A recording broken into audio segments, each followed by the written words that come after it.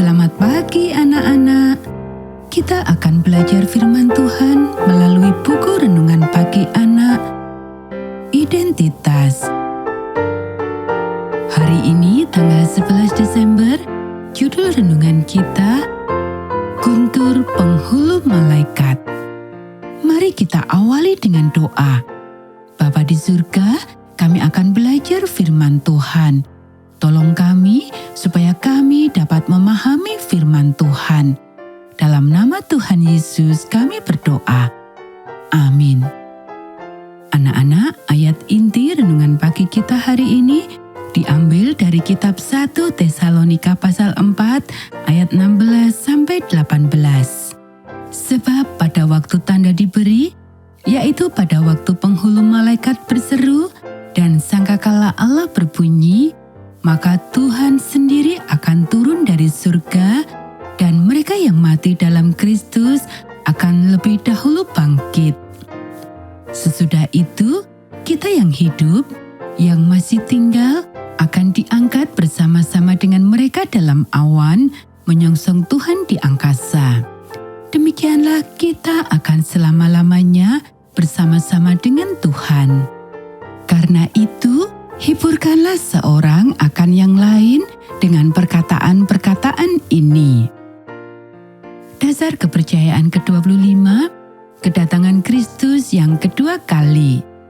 Ketika Ia datang kembali, orang-orang benar yang telah mati akan dibangkitkan dan bersama-sama dengan orang-orang benar yang masih hidup akan dimuliakan dan dibawa ke surga.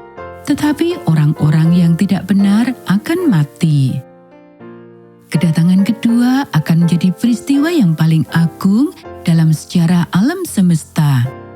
Coba bayangkan gempa bumi, lautan bergemuruh, kuburan-kuburan terbuka, dan jutaan orang yang setia dari segala usia muncul untuk bertemu dengannya di udara. Orang-orang akan menangis dengan sukacita dan kegembiraan. Para ibu akan memeluk bayi dan anak-anak yang telah meninggal. Kakek nenek akan terlihat muda dan kuat kembali. Orang-orang yang telah meninggal karena penyakit yang melumpuhkan akan selamanya bebas dari rasa sakit dan kelemahan. Mereka yang membutuhkan kruk, kacamata, dan alat bantu dengar akan melemparkannya, tidak akan pernah terlewatkan. Malaikat akan terlihat, akhirnya kita akan dapat menyapa dan mengenal para penjaga yang telah menjaga kita dari buayan dan tempat tidur kita sepanjang hidup kita. Namun di atas segalanya, yang paling mengagumkan adalah wajah Yesus yang penuh sukacita. Bahkan dengan mahkota dan kemuliaan, Dia akan dikenali sebagai anak manusia, salah satu dari kita selamanya. Saya pikir Dia juga akan menangis karena sukacita. Bayangkan saja pertemuannya kembali dengan ibunya dan dengan ke-11 muridnya yang setia dan Paulus yang tidak pernah bertemu dengannya sejauh yang kita tahu. Namun di dalam semua kemuliaan ini akan ada kegelapan juga.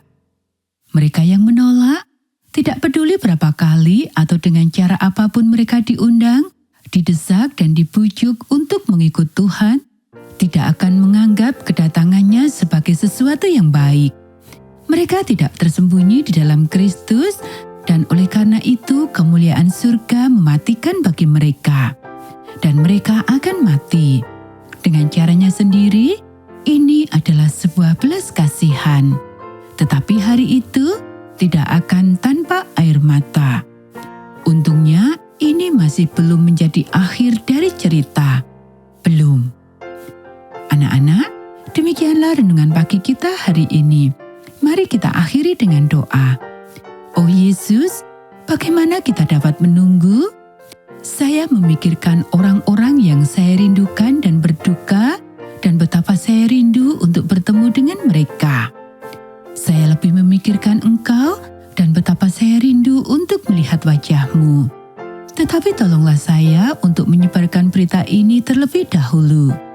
Tolong jangan biarkan seorang pun mati dalam kesesatan jika Engkau dapat menolongnya.